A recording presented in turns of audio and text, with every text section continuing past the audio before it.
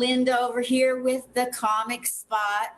We're the veteran of the Army, veterans of comedy. And if you're in comedy and you haven't quit yet, you're a veteran. 40-year comics might not think you're a veteran, but today we have the amazing Ron Caine out of the Harrisburg, Pennsylvania area. And he's been lucky enough to travel, or well, Elliot Chang has been lucky enough to have him tour with him on the road. And he, Ron, you describe your comedy as getting people to laugh and not holding back, pushing past those boundaries of people resisting to laugh. So welcome to the stage, Ron Caine. You guys, give it up for him. I know you're in your bathroom, in a bath, but just clap. He needs the love. Ron, Thank you, Linda. talk to us about how you got your special brand of comedy. My special brand of comedy is it's primarily just me. I mean, my sense of humor is like it's very dark. I've been working on a story about my father who was actually killed. Why go so dark right away, I guess, right? But Right to it. yeah, but so I've kind of rolled that bit out a few months ago when I still could, and it's been hit or miss because it goes down such a dark path, and I kind of get it that people don't want to laugh at murder, I guess, in that way, or maybe they feel bad for me. I don't know. So you brought the topic up, and my parents went through the Holocaust. My dad's whole family perished except my dad. Okay. And I tried many, many, many times saying Sure. anything serious like that. And I've gotten to the point where I just skim over the top. You know what I mean? Yes. And hit it and run with it and get to the next topic because, like I've said, my parents, they made it through the Holocaust, the Holocaust that did exist. Yes. That one, that's the one they went through. And then I go on to something else, because like people don't want to sit there and have reality slap them in. So what do you do when you're like telling something really serious and dark? My I just kind of drag them along for the ride. Uh, I'd say, I mean, one of my favorite comics is Anthony Jeselnik. Yes. Uh, I love his joke writing. I've seen him live, and just to be able to do such kind of heavy material like that and make people laugh, I think that's a good thing. I mean, I know people don't want to hear like, "Hey, I want to have a good time out," and that's fine. But I mean, sometimes, I mean, this is my personal life, so that's kind of how I bring it up. And like, you Yeah. might not like it, but this happened to me, and the whole thing is weird to me also because uh, he was killed while my mom was pregnant with me, so I have like this weird disassociation with it. So I grew up not having him, and my mom grew up raising me, and unfortunately she was actually there at the time he was killed. Yeah. Funny stuff, right?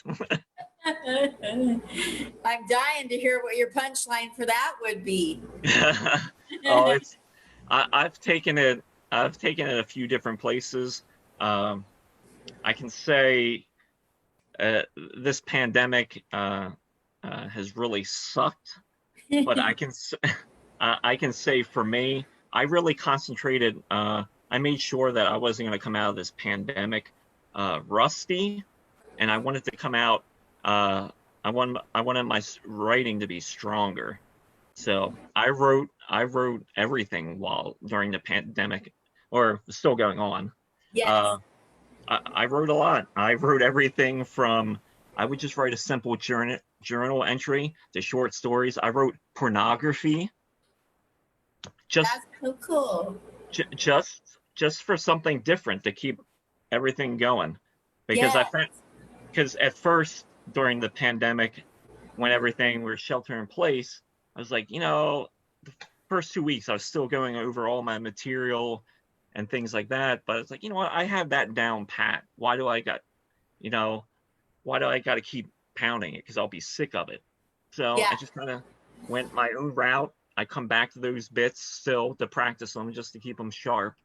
And that's kind of where I'm at with it right now. I know that's kind of a heavy subject to start with, but Oh, no, it's fine. Are you kidding me?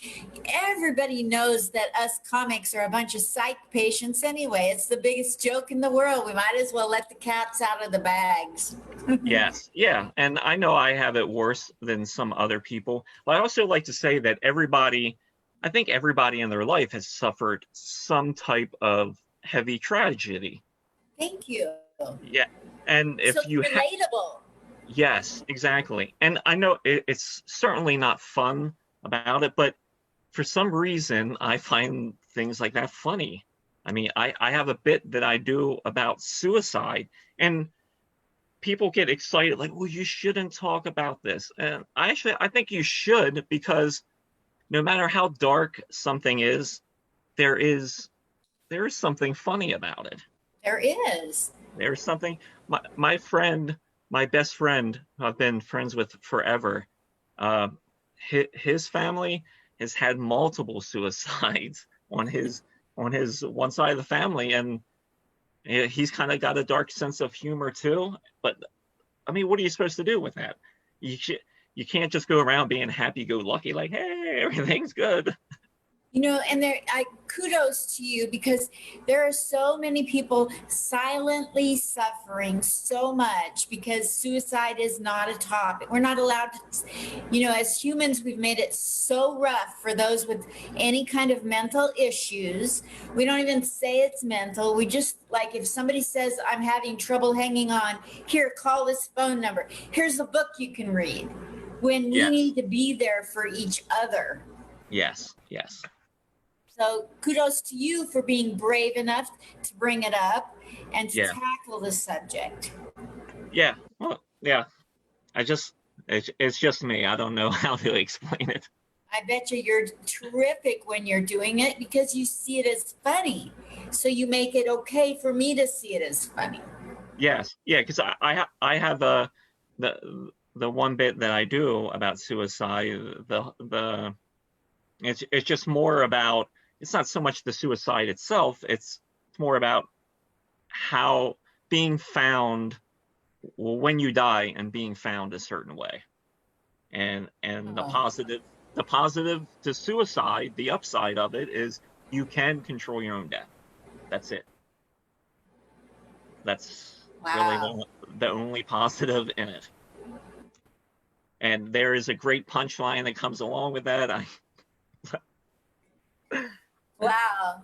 Like, I was married 7 years, and, like, I don't have a punchline. Oh, it says the battery's running low. Just 1 second. I have to plug my computer in. Yeah, no worries. I didn't have a punchline for the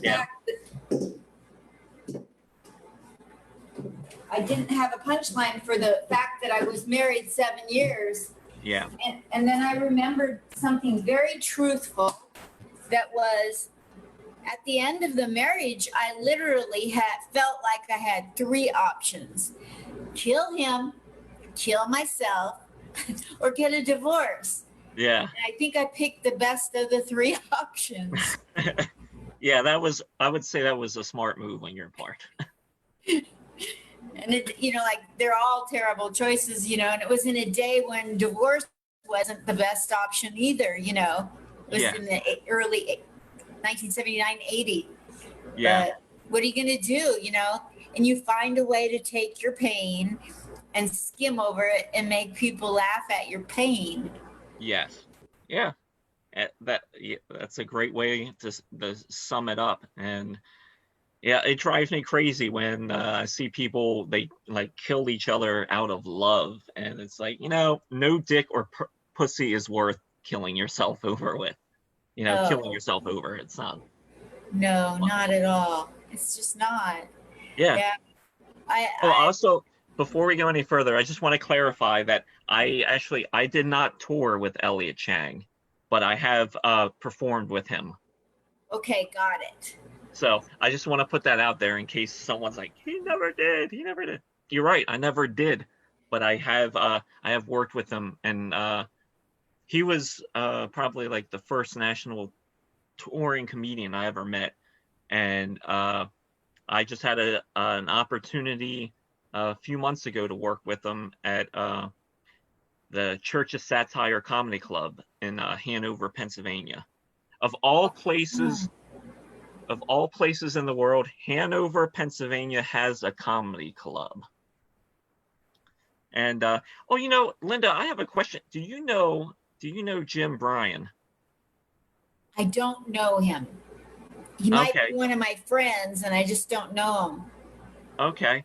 I'm gonna link you two up because I Jim he's been doing comedy for 20 years, and he's got such an interesting story, and Jim is such a great guy, and he's he's yeah he's an enigma, and he's the only guy that Thank you. this and he's the only one that decided, like, hey, this is Hanover, Pennsylvania, let's actually make a comedy club here.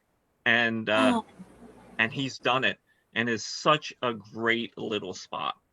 So if you are a wait, comedy, what? it's a great little spot.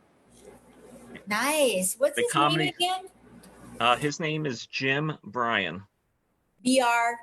Yan. Wonderful. Thank you for hooking me up with him. I appreciate that. Yeah, I'll interview any comedian. I don't care. It can be somebody that was homeless yesterday and he's up on stage today, or Sinbad, or anything in between. gotcha. This is my life now. I'm having so much fun doing this. That's great. That's great. That's all that Yeah. matters. If you're having fun, and that's all that matters. Yeah. So when did you get into comedy, Ron? Did you Uh, already tell me like 2 years ago? No. no, I'm still a baby. It'll be 3 years, July 3rd. What got you into it, Ron? Uh, I did it here and there in the past, and unfortunately, because I'm stupid sometimes, I wait. I was like, I kept toying with it here and there. Then 3 years ago, it's like I I buckled down, and I've been doing it consistently since then. And when I went 3 years ago, it was over in Lancaster, Pennsylvania. I went up. I didn't have a great set. I didn't have a bad set. Some of my jokes landed, and a lot of it didn't. And I record every set that I do. I don't know why. That's Sometimes I go back. good.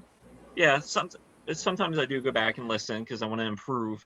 And I occasionally I will go back just to listen to see how bad that is, and it was terrible because I was just you know how it is when anybody starts, you think it's like, this is so great, it's got to work. Then you get up there and start seeing the nuances, and then you're like, yeah, that was not good at all. So true. Anytime you're looking back at anything you did, you know, it's tough. That's why Lot's wife turned into a pillar of salt. Yeah. The one thing I got to say, the one thing I really do love now about doing it for a while is when I go to an open mic, and there's a comedy zone actually like 15 minutes from my house up in Harrisburg, and they have an open mic, and it's a very popular open mic, and it's always funny to see the first timers get up there, and if they have a decent set, they're like, I'm king of the world. And I really just want to walk up to them and hug them and say, you have no fucking idea what's waiting around that corner, do you? Exactly. And then, like, you have the others that will walk into a comedy club and ask and say, I mean, when they're doing their comedy that they're copying some great comic and they have no delivery skills.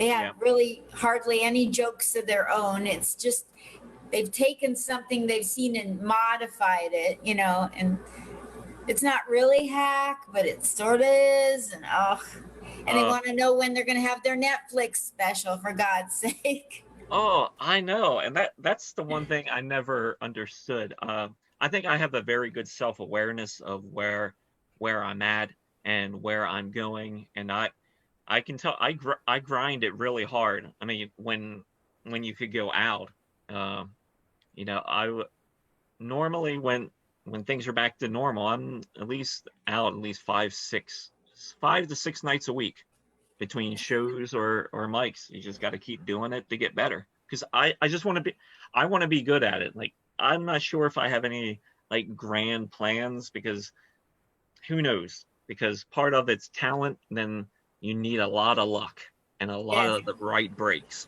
You never know. But I at least want to be good at it, and you know, and kill when I'm up on stage. And there's such a satisfaction to that. I mean, I don't have to tell you that, or anybody that's a comic out there. It's like once you have that moment where you're just killing and everything's working, that's the real drug. It's not the first time when you have a set that goes pretty good, you're like king of the world. The real drug is when you have that set and you've been working on the jokes and you just go in and kill, your timing's on, and you're like, God, this is why I'm doing this. Exactly. And I can count on my hand the number of times I've killed, you know, like maybe 2 or 3 really, that were, you know, people say you kill and then you go back and look at it and go, no, you just say that, you know. Yes. Like, I've gotten laughs, but really it's only been in the last 6 months that I've gotten laughs throughout, and I've been doing it 6 years. Yeah. So, you know, some people start out fast. They go and do a show and start getting booked or win a contest. Not me. I'm telling you, this has been the slowest trajectory ever. To me, it feels like it. Yeah, I've done the contests too, and I felt dirtier actually after I did the contests.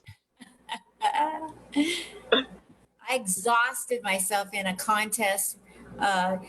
Dante Ruscialelli had one in Portland with his wife Rebecca Koch, and it's called the Portland Comedy Festival. And I thought, well, I'm new, I'm not that funny yet. It was a year ago.